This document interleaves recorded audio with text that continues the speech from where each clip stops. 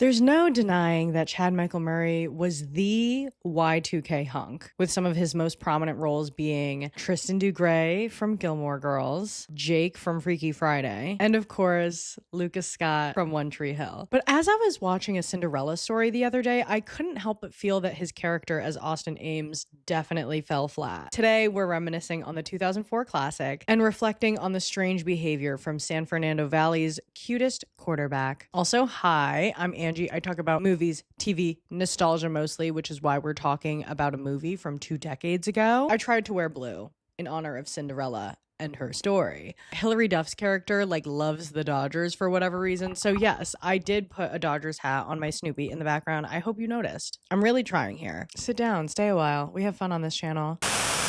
When we meet Sam Montgomery, she's like a little tomboy kid who's very close with her father. We don't know where her mother is, but we can infer. He remarries Fiona, played by the legendary Jennifer Coolidge, and then dies in an earthquake. Tragic. Very California way to die. Anyways, it's a Cinderella story. It's the story of Cinderella. I don't need to tell you how Cinderella goes. This video is about Austin Ames and how incompetent he is. As we see Sam's new life unfold when she's in high school, we learn that she's kind of a freako outsider. She has one friend named Carter, and he's also definitely weird. She and Carter pull into school and they're trying to park the car. The spot gets taken up. She gets cut off. Okay. Then she tries to go for another spot. She gets cut off again. And these cars are filled with the popular kids. The popular kids include Chad Michael Murray's character, Austin Ames, and Shelby Cummings. Interesting name for a character, but that's her name. What I found interesting is at this point, Austin and Sam are already pen pals who have met in a Princeton online forum. This was such an interesting time for the internet and technology as a whole, because internet culture was advanced enough to where you could have full relationships and friendships via the internet, but internet literacy had not advanced into full catfish investigation, you know? I don't even know if people were capable of finding personal information that easily. Because what was she going to Google? Princeton Forum Nomad? That's all she had. San Fernando Valley Princeton Forum Nomad. That's not a very easy thing to search. Anyways, back to the movie. The first digital interaction we see of the two of them immediately follows their IRL interaction in the parking lot where she gets cut off. And he's like, "How's your day?" And she basically is like, "I hate mean people. I hate mean kids. Mean kids suck. I hate being a loser." I'm paraphrasing here, but that's the message, okay? You would think that this would raise some alarms for Austin of oh, I just witnessed a bullying situation in the parking lot, and now Princeton Girl is talking about a bullying situation. I wonder if Princeton Girl and Sam have anything to do with each other, or maybe Princeton Girl was a witness to the bullying that happened in the parking lot. He knows that she goes to his school. You know what I mean? Yes, it's a big population, large student body. Not a single flag was raised in his head. So in true Chad Michael Murray fashion, his character, Austin Ames, is an aspiring writer. So via email, he asks Princeton Girl / Sam to meet him in the middle of the dance floor at the homecoming Halloween dance. I do feel like if he was going to ask her to go to this dance, he could have just asked her and then picked her up like a normal person. I don't know that they needed to do a big public reveal, but he's a romantic. That's Lucas Scott. They meet at the dance and she's wearing the tiniest little masquerade ball mask you've ever seen in your life. She has, the beautiful, huge spotlighted stair moment where she's cascading down the stairs. Everyone's looking at her. I don't wanna know what you're up to now. She looks like Hilary Duff. She looks exactly the same, but her hair is curled. It's not like she dyed her hair for the night. She looks exactly the same body type, same skin color, whatever. The hair is curled. They break off from the rest of the dance and the rest of where everything's happening, and they go into this private garden area. He doesn't recognize her this entire night. They talk, they dance as string quartets appear out of thin air. The clock strikes 11:45 and she has to run off. This is where Austin really, now I'm getting mad. Now I'm getting irritated. You just had a very, very close, intimate night with this girl. She drops her phone instead of the glass slipper. I know phones are not as advanced as they are now, but if anything, that should have made it way easier to snoop. You snoop through the phone. You open the phone, flip it open, and look through it. there's email, there's text messages, photos. I'm sure that girl had a selfie camera at that point, 2004. Yeah, selfie cameras existed on phones. Look through the photo album. Who could this be?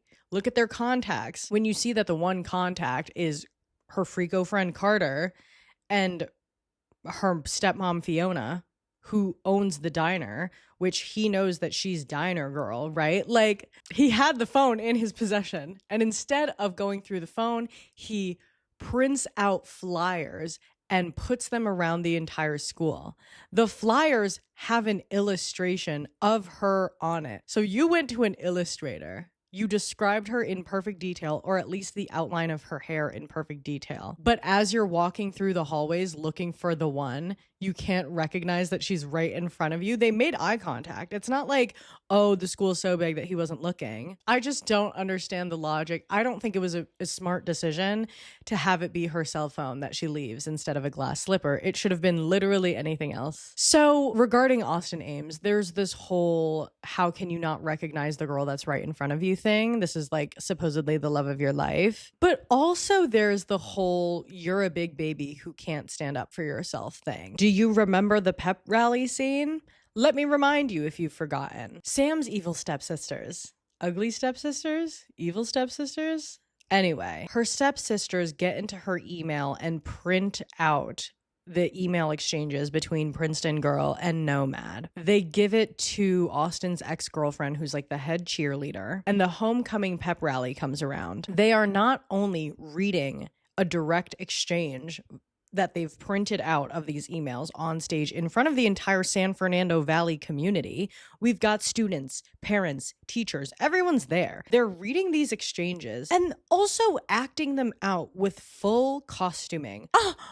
Oh, you're sick. You're sick and twisted in front of my entire town. So they're doing this skit and they're going and going and going. And at the end they go, and yeah, who's Princeton Girl, you ask? It's our very own diner girl, Sam Montgomery. And everyone's looking at Sam. She wasn't royalty at all, but a geek, a loser, a servant girl. Everyone's looking at Sam. Sam goes, oh my God, she's crying. Her and Austin make eye contact. He does nothing. She runs away. He still does nothing. Huh? Literally? What? Go after her, bro. That's your girl. That's your girl, right?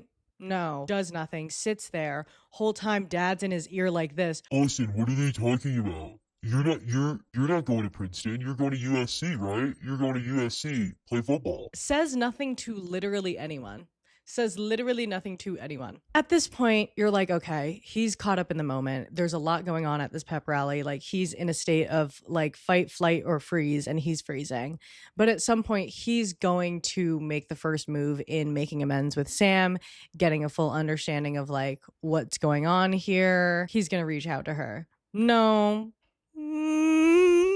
He didn't. He just like was, and the thing is, he didn't, and I know he wasn't going to. Basically, the most iconic scene of this entire movie is Sam Montgomery's monologue in the boys' locker room before the homecoming game. She walks in there, she's strutting in. All of the football players are like, oh my God, there's a girl in here. I don't know what this accent is. I don't know what that is. I'm sorry. But they're like moving out of the way. They're like, ooh, there's a girl. Ooh, Austin's in trouble. Ooh. Walks up to him and gives him the most iconic monologue of all monologues ever recited. That's a big statement, but I do feel like it's true. And the way she says it too, she goes, you turned out to be exactly who I thought you were. I never pretended to be somebody else. It's been me all along. But even though I have no family and no job and no money for college, it's you that I feel sorry for. I know that guy that sent those emails is somewhere down inside of you. But I can't wait for him.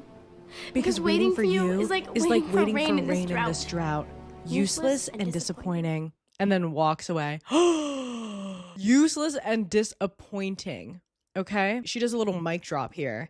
Walks away from him in the locker room. What does he do? Nothing. You would think at that point, you would think after she's serving and like telling him off and whatever in front of his boys, You would think that that would be the perfect time to, hey, I'm going to chase after you now. I think now is a good time to chase after you. He does nothing. He proceeds with the football game. Subscribe if you can recite Sam Montgomery's locker room scene monologue from memory. You're going to love this page. It's not until she walks away for a third time in the middle of the football game. I think it's like the last quarter, last half of the football game. I'm not a football girl. It's like the last 5 minutes of the football game. She's sitting there with her freako friend Carter. She goes, Carter, I thought I could do this. This is too much. I need to go home. He's like, okay. She starts walking. She's walking through the stands. Austin sees her walking out of the game.